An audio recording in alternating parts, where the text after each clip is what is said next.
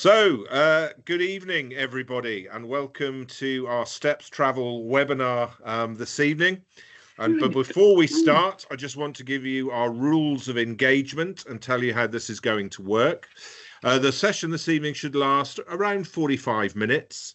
It will be recorded, so there is nowhere for us to hide, and it will be distributed amongst everybody who's signed up for and is attending the webinar this evening. If you'd like to ask questions, you're more than welcome. You'll notice that there's a Q&A button at the top of your screens. If you press on that, it'll take you to a place where you can ask questions. We've reserved some time for the end of the session for questions, but if they're especially good or punchy or exciting, I will have no hesitation in interrupting Paul in the middle of his presentation. Now, this evening, we are going to be discussing our forthcoming voyage in July 2025 to Southeast Alaska, where we're going to be exploring Southeast Alaska's panhandle, the jewel of Alaska's coastal crown, photographing goosebump-worthy wildlife under the guidance of award-winning photographer Paul Goldstein. More of him in a second. But first of all, I'd like to introduce you to two other of my colleagues. I have Charles Jewett, who works with me in the marketing team, whose firm hand will be guiding us through the webinar. He will be curating and collating questions and will making sure we don't ramble on too long. And we have Roxy Jukes, who's been with Steps Travel as a specialist travel consultant for over 10 years. She is without doubt, the queen of the Americas. I have the pleasure of listening to her talk to her clients every day. She is an absolute gem, and she will be putting together this trip for the people who are going to be travel. She'll be organising the logistics, helping to answer any questions that you might have and putting it together. I'm sure we will have questions for her later. But the main event, our speaker tonight is the tour leader on said trip, Paul Goldstein, the multi-award winning photographer, fierce conservationist, a man that I know has a huge following who buy into his particular brand of leadership. I was particularly taken in his biography by the Sunday Times describing him as preposterously vivacious and a guide of psychotic gusto. They also added that no one will drag you up the wildlife photography ladder quicker. The Independent, however, remarked, think Gordon Ramsay with cameras and not pots and pans. On a personal note, I travelled with Paul to Svalbard and the Arctic last summer. I found him to be an outstanding tour companion, a great leader, hugely entertaining, wildly helpful, and to be honest, everything the Sunday Times says about him is true. So to talk about our trip to Southeast Alaska in July 2025, I'm going to hand over to you, the inimitable Paul Goldstein. Enough now. Right. So first of all, I have to do, evening everyone, I have to do the technical side, so I'm going share and then remind me what I do now. I press screen. Is that it? You press on what you want to show them, Paul. Be very careful. Okay. There. Oh, there we are. Okay. Splendid. Okay, so we're there. You can all see that. Okay, so I'm going to tell this in pictures because it's the best way to do this. You don't need to see me. And so I thought I'd start off is I think I waited 10, 11 years before I ever did a photo trip to Alaska. And the reason was I never found anything I didn't think people could probably do themselves, or I just didn't think it was somewhere I could bring any sort of value to it, and it wasn't sensitive enough, many things. So after many years of due diligence, I found Blue Water, and I love these guys. I love the boats. Like a trip anywhere on a boat, it's often about the boat, but it's also about their staff. So I thought I'd just to people who haven't been to Southeast Alaska, which is one of the greatest wildernesses anywhere. I mean, it really is, and you get seduced and into it so much. And I think I've only ever felt this in northern Canada once, that when you come back and you come back into either Prince Rupert or into Petersburg in Alaska, because it starts in Canada and finishes in the States or vice versa, you actually feel resentful at even seeing houses, at seeing other people. So that's how I felt. And a classic case was once starting in Prince Rupert in 2017. We had a bit of a sale, and so everyone gets familiar, and it's great. And then we thought there's a little island there. It's just in Canadian waters called White Sand Island. Okay, so hopefully this will now advance. Why is it not advancing? What am I doing wrong? Stop sharing. Shall I try again here? I'm sorry for this. We'll get there. That should now advance in classic. You're not seeing anything, are you? Oh. It should. If that's your slideshow, it should. If you, yeah. Okay. Have you got a picture that you got a picture here? I do. Suddenly, thank you. I've interjected. Okay. I shall leave you to it. Okay, thank you. Okay, so that was the evening, but what I want to show you, that was a decent pod of orcas. I want to show you this. So that's White Sand Island. And I remember radioing, I said, I want to get them all off. I want to, and the skipper that time, Jonas, who's a dear friend, he said, okay, Paul, but you can walk around this island in 15 minutes. I said, good enough, we'll do something. And 15 minutes later, we're there, and it's like, oops, hang on a second. Someone said there's a dog on the island. I said, don't be ridiculous, because it wasn't a dog. Oh, please, this should be advancing. Why isn't this happening? What am I doing wrong? Paul, are you pressing the down button or the yeah. Okay. And that's why. That is why. That is a marine wolf that must have swum 4 nautical miles to just have a go at the mollusks there. And I radioed Jonas. I was like, Jonas, you're going to have to stand by. We've got a wolf. And he said, you're kidding, Paul. He didn't say that. He said something else. But he said, no. I said, no, I'm really not. And it just shows that weather is a capricious beast out there. You have to take every opportunity. And then that evening, we had this extraordinary encounter with orcas, as you can see. And that's close. That's taken with a 70 to 200 lens. The sun's setting, and it's right off our port beam. And that's the first day. So that's the first story. I thought you might be interested to know where we dropped anchor. That's where we dropped anchor. And you can what often people say the really great destinations are about not only what you see, it's what you hear, it's all the senses. And there are a few things I like better than the rumble of a lion in a Mara Conservancy or the asthmatic wheeze of a humpback across a flat mill pond of a surface down one of these Alaskan fjords. It's extraordinary. You can hear that from 4 or 5 miles away. So that's very typical. So that's the first story to kind of get you interested. I just want to have a little look at this photograph. Okay, that's the yacht. It is a yacht. You see anything else there? You know what he's doing up there? That's the assistant skipper, Mark. He's looking for humpbacks. That's the sort of commitment you get with blue water. It's not like, oh, look, it's wildlife. It's capricious. We might not see it. It's a baby yacht. Don't expect ensuite cabins. Don't expect a shower every morning. Do expect fantastic vantage points. Do expect a quiet, sensitive adventure. Do expect outstanding cuisine. And staff, I'm not sure I've ever worked with better. So small ship. Now, of course, lots of people go to Alaska each year. Thousands sometimes in one ship. If that is your cup of tea, I would cordially invite you to disengage from this presentation now. Because to me, that's the maritime work of the devil.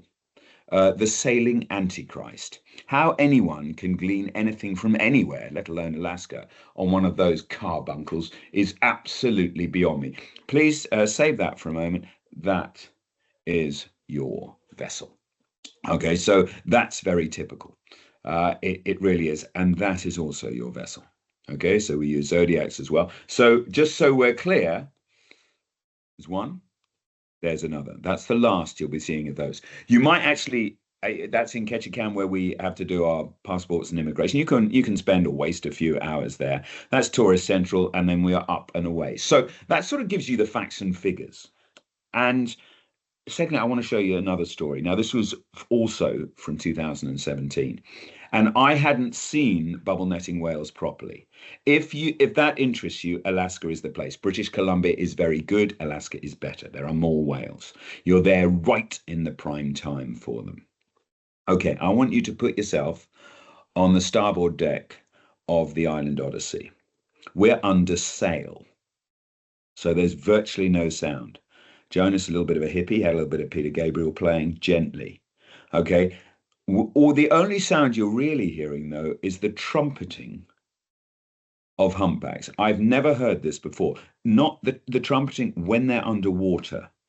Trumpeting humpbacks underwater. And when the trumpeting stopped, you know they were going to rise. And you try to look out for that, either the flutter of birds or the flutter of herring as they appear above the surface. And so it went again and again and again. And it just didn't stop. And eventually I took the tiller because Jonas wanted to have a look at this. Everyone was out there just loving it. Flat calm, storm against the far mountains.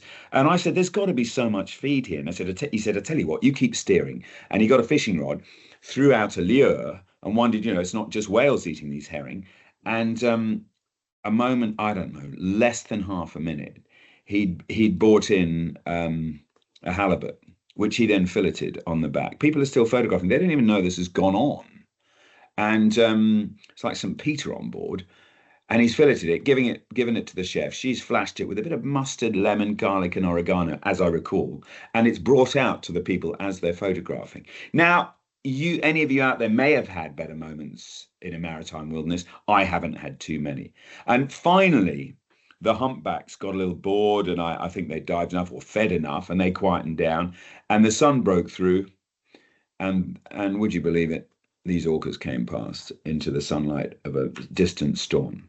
That's another story for you. You get the picture? That gives you some idea. That was in 19 vantage points. There's plenty of them, and that gives you another idea of the proximity there. This is the Roma. It is. It's so important because in these days, so many people, I suppose, gauge their adventures by either luxury or just food or, I don't know, internet signals so they can pimp their Instagram accounts. That isn't what this is about. It really isn't. It's a proper adventure. And in the evening, as people, because you only sleep in your cabins, they're small, they're comfortable, but they are pretty intimate. The whole ship kind of quietens down. We close it. The skipper and the mate, they sleep up in the cockpit, as it were, and pull out the mats there. And I don't know, might send out a crab pot for the night. It's that sort of adventure, and you do get involved. But you're not just there for whales. You're there for bears as well. Now, this is critical with the size. Grizzly mother and its young here. This is just a fantastic place to view bears. This is Annan Creek, and only small yachts with fewer than 12 people can get in here. And that's critical. You think, I've seen so many boats advertised, and they all use the word small. And they're frequently between 30 and 100 berths. Well, I tell you how much chance you've got of encounters like that on a ship like this. As with anything, the most valuable commodity for any holiday like this is research. So the great thing about here is it's a wonderful walk in. We carry a pepper spray, but these bears have only got one thing on their mind, and that's salmon. And the great other thing is that you've got grizzlies and black bears there as well. This is a wonderful encounter. This is the bottom hide, so we get in early as they open it up. And I've deliberately made this 2 weeks later than the last time I went, because we were a little bit early. We did well here, not so good in Pack Creek. And yeah, we just had fantastic encounters with these grizzlies. You see I've slowed the shutter speeder down a little bit as it's looking in the water. There's a little cub having a leap there. And up on the platform, well above the hide, you can look down, there's black bear there. And this is where the black bears like to hide, just tucked in under the moss-covered rocks. And they wait to their chance to leap out and grab a salmon. That's taken with 70 to 200. You're close here, and you've got this water crashing by. As a sight to see, I'm done with night inlet shots of, there's another slow shutter speed of a bear by a waterfall. I've seen them 1,000 times. This is a photographic departure. We're trying to get you something new. If we can't get you something original, we'll try and put some new light through old windows. But when you got salmon, water levels, and bears, you got a chance of that sort of photographic grail. Here again, I tried to slow down. Didn't quite work because, like a bear always sees through its nose, so it's moved its nose a bit there. There's another one as this one got impatient and just jumped into the water. And I think that year, this was 9 years ago in 15, my first one, that was bear. That was taken, any photographers out there, to 15th of a second. It just held still for a moment. It's not perfect by any means, but it's an extraordinary place to see bears. And of course, when you have salmon around and salmon scraps, you'll get bald eagles, a slightly subadult one there, slightly immature one there. So another thing, you can be creative. I put the long lens on here, as you got the two claws, and that's taken at a fifth of a second. Their paws stay a lot more still than themselves. And here's a little shutter speed example for you. I've got to get this right, actually. Let me go through this. I think that was a 25th, that was a 15th, and that was a 50th. So you need the bear to stay still, and you see the difference in the water. I personally, I think it's probably that one. I don't know. Anyway, they give you so many opportunities, and of course we've got a whole day there. That's what's important. So you get lots of these. There's a grizzly diving in and getting his lunch there. And often at this time of year, they will just take the female salmon. They'll just bite a bit off the head, and they're looking for the roe, really. They can afford to be a bit fussy. Now, of course, it's scenery as well. You have tumbling glaciers there, and bald eagles are not an unusual sight as well, too, posing magnificently here.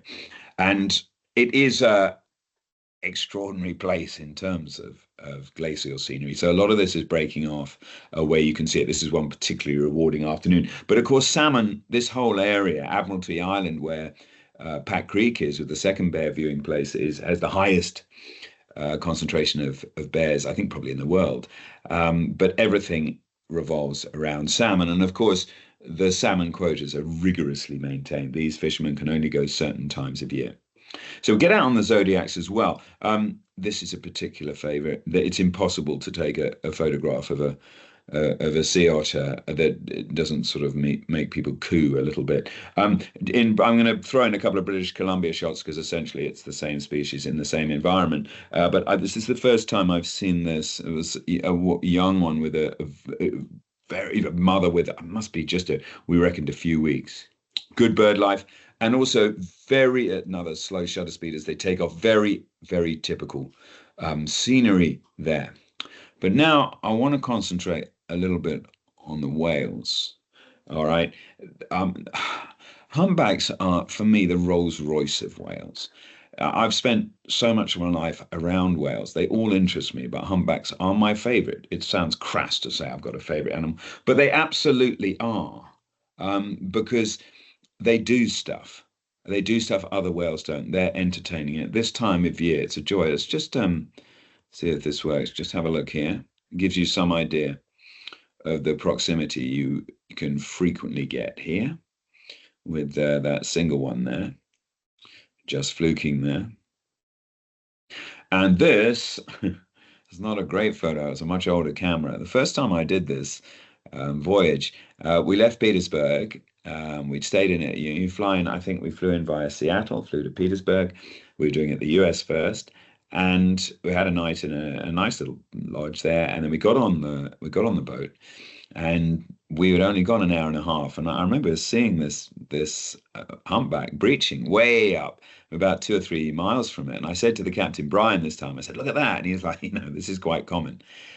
An hour and a half later, he said, this isn't remotely common. This was our baptism, my baptism into Alaska. And unbelievably, this single humpback, virtually on call in front of us, breached 27 times. It was extraordinary. And Brian is a legend in the maritime circles. And he said, Paul, I've not seen this, but it just, you got to be in it to win it. Next day, we had extremely good orcas. And this pod, they took a seal about 5 meters from the Odyssey, right in front of us. So, yeah, and the weather's not always like this. I don't want to paint an unrealistic picture, but for whales, I just don't think there's anywhere like it. They give you so much, these humpbacks. They really do. But when it comes to bubble netting, you've just got to be there. And if this is where so many tours, frankly, anywhere in the world with wildlife and with, I would say this absolutely clearly, and I always say this, it's our job and Steps' job and everybody's job to get you there, to get you into these, I suppose, rarefied areas to see or to have these and experience these remarkable encounters. How you choose to record that, it may be with a camera, maybe with a video, maybe just with your phone, maybe just with binoculars or your eyes. You choose the precision optics. But if Paul, it can I is, interrupt? yeah, Sorry to interrupt, because I think that's a good point for a question here. Because having travelled with you, I think, I'm looking at your slideshow. I think it's fair to say that you know how to take a reasonable photograph. It's worth reiterating. This isn't just a trip for the photographers, is it? It gives no, it can be for the experienced, super keen photographer. It can be for beginners. They'll presumably receive all the instruction and guidance you can offer. Yeah. And for people who just want to look, as I did in Svalbard. Absolutely. Of course it is. And it's more fun that way as well, because people who just gauge through the viewfinder, and if they think it's, viewfinders in the day and laptops at night, sorry, you're on the wrong trip. There are geek trips you can do for that. I'm sure Roxy could point you in the direction, but they ain't with Steps and they ain't with me, because that's no way. You're just not going to get the enjoyment. And I tell you what, those sort of people take the worst photographs. They really do, before they cook them up on Instagram. Anyway, let's move on. This is why stringent antiseptic itineraries, again, are the work of the devil. We struggled a little bit with bears because we were a little bit early, but it didn't matter because we had 2.5 days with these 12 or 13 humpbacks. We'd go to bed and then we'd listen for them the next morning and find them again. You can't get too much of bubble net feeding. Let's be absolutely clear. It's just a remarkable phenomenon. It really is. I mean it. And just again, so we're clear on how close you can, how close you can get. Just listen to them. It's not just the sight, it's the sound. So that's taken with an iPhone 12. All right, so nothing more. Here's another example.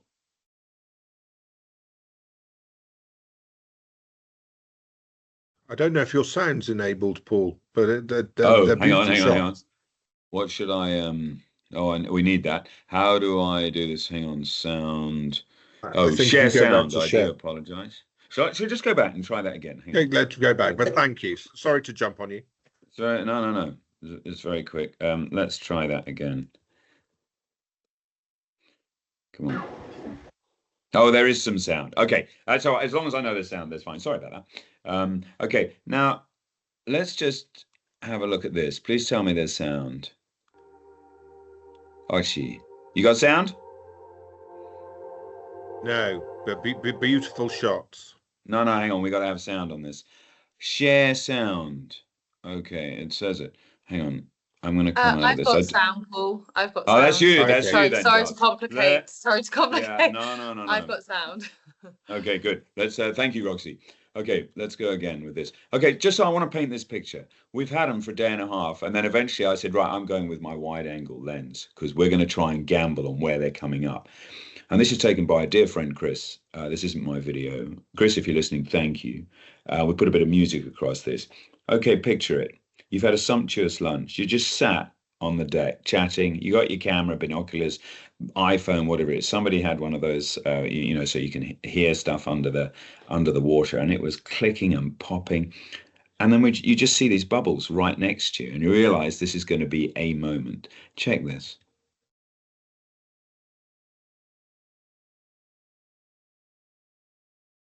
Sorry, maybe not. There's no sound now, Paul. Oh. Thank you for bearing with us, everyone. Can I go to the top and I press? Oh, hang on. Okay, I'm going to do it one more time because this is too special. Okay, so it says share sound. Okay, so let's try it one more time. Can someone tell me whether it's actually working? That would be good. Okay. Yes. That one worked? Okay, let's do it again. One last time, regardless. Yes.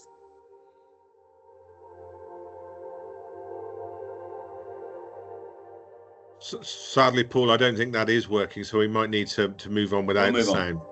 Don't we?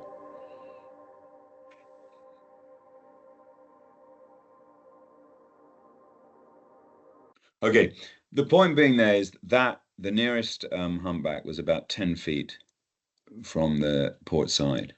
And that we felt, you often look with wildlife at a moment for it to finish for 2 days, and we thought, yeah, that'll do. That was the evening. Sun broke through with amazing storm, and then the sun broke through. And humpback gave us a decent moment there. I never get bored of them. When we pulled, you saw those glaciers. When we pulled out of Pat Creek, we thought we've got to find whales now, as we're a little let down with the bears. That's why it's 2 weeks later now, and it was extraordinary. And we found this mother and calf. That's the mother.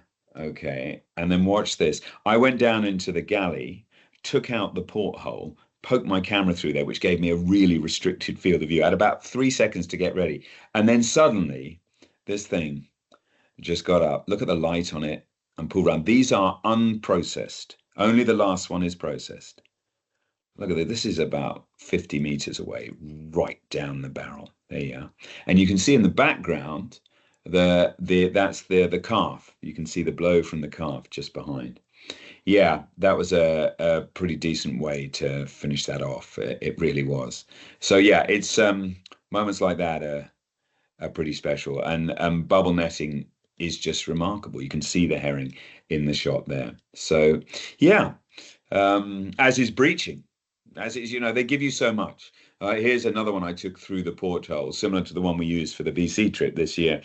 Just a very, very slow shutter speed as it came through. The perfect light is this. This is what you want. You want early light, backlit, dark background, massive underexpose. And then you can get, I can never get bored of this sort of photography, and they give you so much. And it's this funny thing, about humpbacks. We were just about ready to lose them, probably 20 years ago, 25 years ago. And then the ban on whaling, humpbacks, what a difference. There's probably 1 million plus in the world now. Isn't it funny in a sort of conservation angle? When you stop butchering an animal, it actually survives. How does that work? It's like this, nonsense in Norway next year with Svalbard about limits on polar bears, how close you can be to them. And yet they kill everything else in the ocean. They're still doing whaling. They're still shooting seals, all sorts. It doesn't make any sense to me. It really doesn't. Humpbacks, the king of whales. They really are. Okay, so let's move on from them, and let's get, with a final breach, let's get to Pat Creek, because this is a remarkable place. And the reason I say it is another story for you. We got there a bit early, and if for any of you that eat crab, I like crab, but until you've eaten Dungeness crab, you haven't really eaten crab. And we went out on the Zodiacs just for a cruise in the afternoon on them, looking for, we thought there might be some bears around the shoreline, which indeed there were.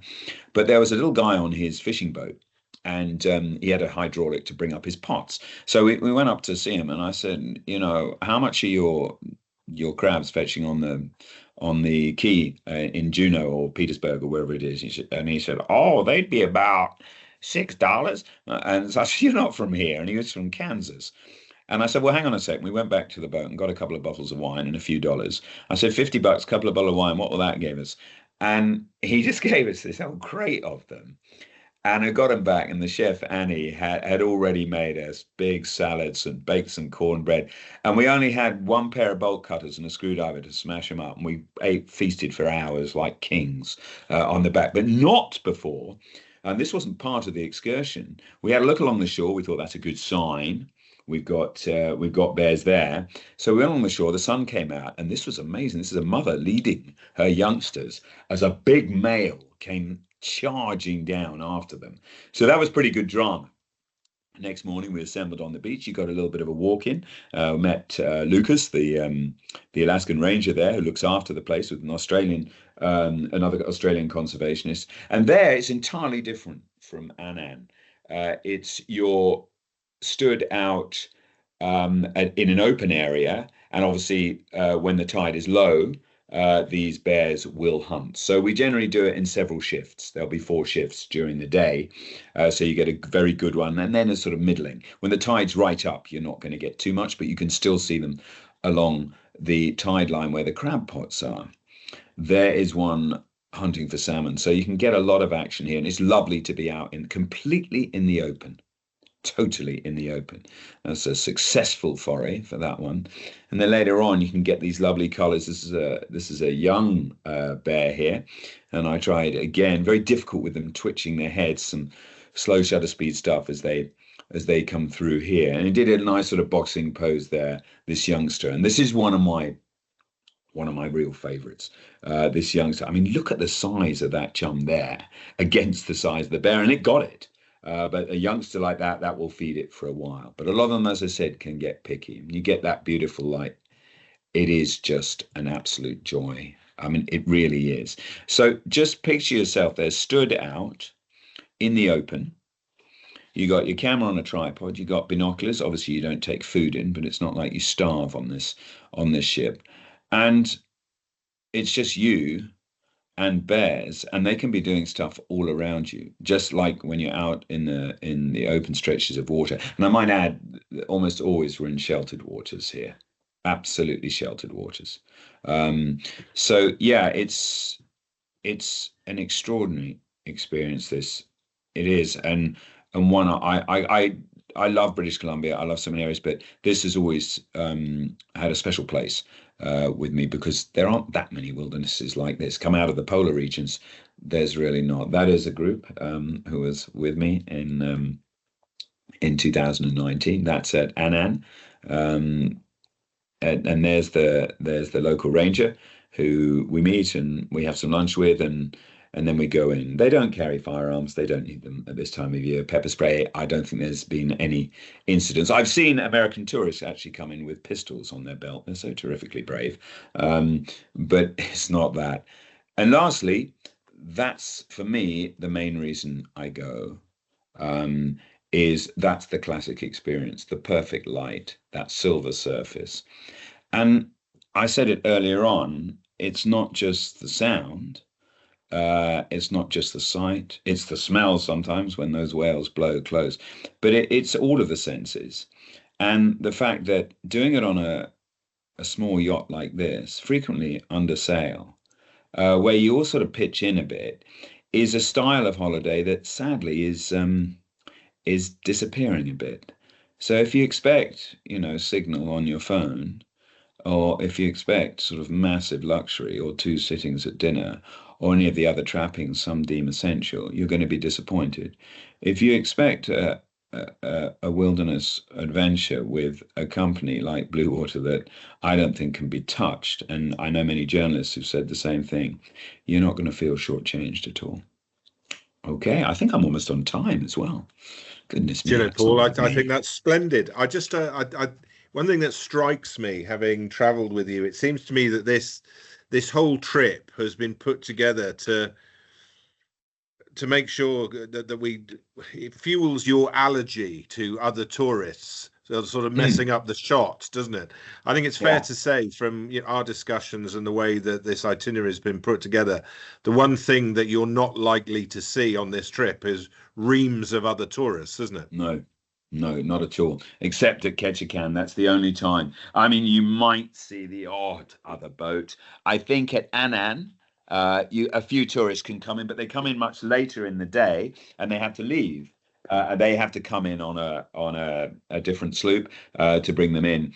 So yeah, you really don't. This is a big area, and also, it's a healthy price, because to do it properly. Look, there's nowhere in the wilderness that you can't find a cheaper price. Well, I don't know whether it's British Columbia, whether it's the backwaters somewhere else, whether it's, polar regions. You can always do it cheaper, and it's a numbers game. But your experience will be seriously compromised. And I think the nicest story I've ever had about coming here, the first time I went and we got into our little lodge in Petersburg, and I said to the group, I said, look, guys, make sure you come. I'm going to go down and I want to see the guys because I know the yacht's in. So I walked down and there's the customs and excise place. They're up on a sort of their offices on a wooden platform. So I went up and reported in, and they were very nice.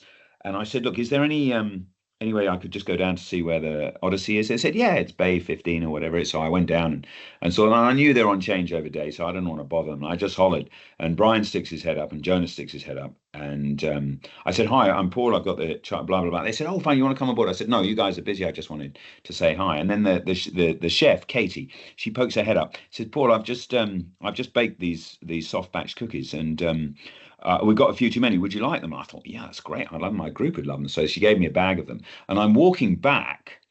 And just as I get almost to the gate, there's a loud hailer saying, Mr. Goldstein, would you report to Customs and Excise? I'm like, well, I've only been here a couple of hours. I'm going to be arrested.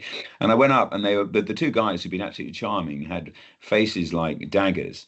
And I said, what's the problem, gentlemen? And they looked at me, and they managed to keep a straight face. They said, well, we saw you walk out to the boat, and you've returned with contraband, and we would like to take our share. I said, you're talking about the soft batch biscuits, the soft batch cookies. They said, of course we are. And I remember bouncing back to the lodge and thinking, I like this place. Yes, and I like the people too. Splendid. Could you stop sharing for a second? Because I'd like to just bring Roxy in briefly, which I know sure. she's itching to say a few words. Is that Roxy? People come to Steps, and I think it's fair to say that some people come to us to get that experience of luxury. But this trip with Paul is really about the luxury of experience, isn't it? It's a small boat for a reason. But that doesn't necessarily mean you're compromising on quality, does it, in any way? Yeah, no, you're absolutely right.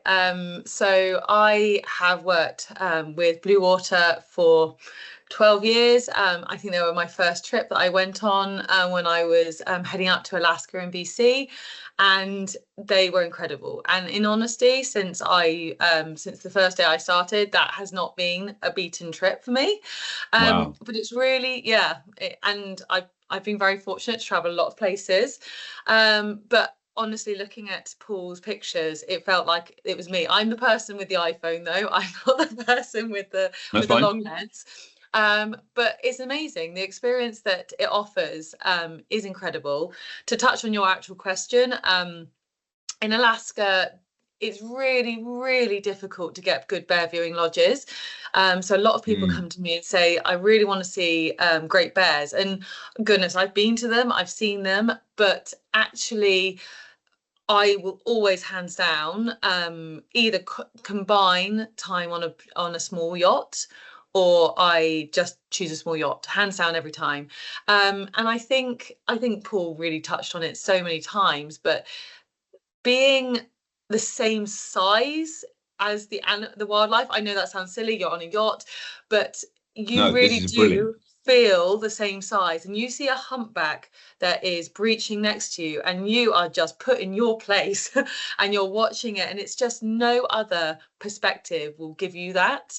So yeah, hands down for me. I've had one of our best travelers who is an Africa returner, you know her very well, Giles, and she came to me and wanted to go to Alaska and asked me, and I said, compromise, I promise you. And she was not happy. She was saying, this is not the boat for me. And I said, please trust me. And she came back and said, thank you. She said, I didn't wash for a week, it killed me, but thank you, it was everything I needed. So I would say the luxury of the experience. Roxy, just a couple of things on that. You got absolutely right. 3 twitches of the tail is enough to propel 30 tons of humpback into the sky, which is extraordinary, number one. Number two, I think she may have done Napoleon's Josephine on purpose then, because you can have a shower. I think it's every other day, not for a week. I knew this lady didn't have a shower. Thirdly, just to invoke the fact that she was a fan of Africa, I can probably trump you on, sorry to use that term, on that one as well, because in the visitor's book, the greatest African journalist that has ever lived, Brian Jackman, by some distance, has been on the Island Odyssey, and I stayed with Brian not long afterwards. I'd sort of pointed him that way, and he said there's just nothing like it. And he saw 3 wolves together, amazing. But yeah, it's that sort of place. And what's lovely as well is I've had now some people who've done, I think, 3 three now with me on that. There's something about that which is special. We got any other questions, Giles? Have people? We do. I mean, what do you got? we don't. I think everyone's been mesmerised by the. So we're not within filling, but I think it's just worth reiterating a few points, because I think this trip, it's not about being hair-shirted in a thirst for adventure.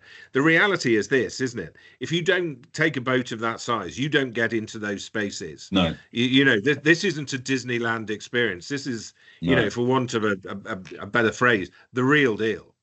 Well, no, it's not only that. I think, and this is a good thing, our waterways and our oceans are being spoiled and besmirched and denigrated by many things.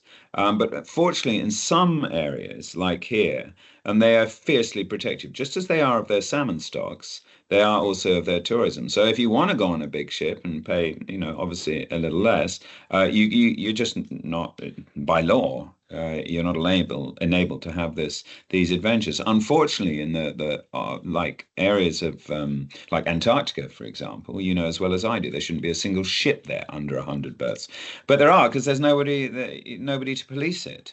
And so many people I've spoken to who've been to Alaska, who've been to Antarctica, who've been to the Arctic, you know, that I say, well, you have a good time? And it's, yeah, it was okay. And I'm thinking, what do you mean it was okay? You know, these are the three great wildernesses. Or they've been to South Georgia, you know? What? You know, please. Louise has asked, how did you expose that underexposed picture? I mean, really, my thumb is, I mean, I'm trying to set up the yacht for those photos, because I know if you've got backlit spray and blowhole, and dark smooth water and dark background, you've just got to rip it down, and you're in the position. Of course, with a mirrorless camera now, you can see exactly what's going on. So it's about positioning the boat and then experimenting. But when you have a boat this size, it's very easy to position. And of course, you're low down, which is another critical part. You know, you imagine taking that shot another 20 foot high. It would be a record shot at best, 2 out of 10, absolute tops. Splendid. Look, Paul, we're running out of time. So really, I suppose, well, you know, there needs to be a call to action. You know, well, Roxy's your call to action. I don't sully myself with those details, obviously. We will be. Sorry, Paul, it will be a pleasure for me seeing any of you on board. I know we've got several cabins filled already, so it'd be lovely to see you on board. And yeah, you just won't be disappointed. And I might add, the skippers I've worked with, John most recently, but Brian and Jonas, these are extraordinary individuals with obscene levels of experience. So yeah, we will do our best for you. Sorry. Thank you very much. Thank you, Paul. Roxy, do you have anything to add quickly? No, if anybody has any questions, then just please send them through. I'm more than happy to talk to you all about it. Splendid. We will be sending a copy of the recording to everybody who signed up and attended, and also details of how you can get in touch with Roxy to ask those questions. Thank you very much, everybody, for attending. We are bang on time, which is brilliant. Paul, again, thank you. As always, hugely entertaining. Beautiful photographs. I might see if I can get myself on that boat. Thank you both very, very much. What a great event. Thank you. Good night, everyone. Thanks, Roxy. Take care. Bye-bye. Cheers. Bye, guys.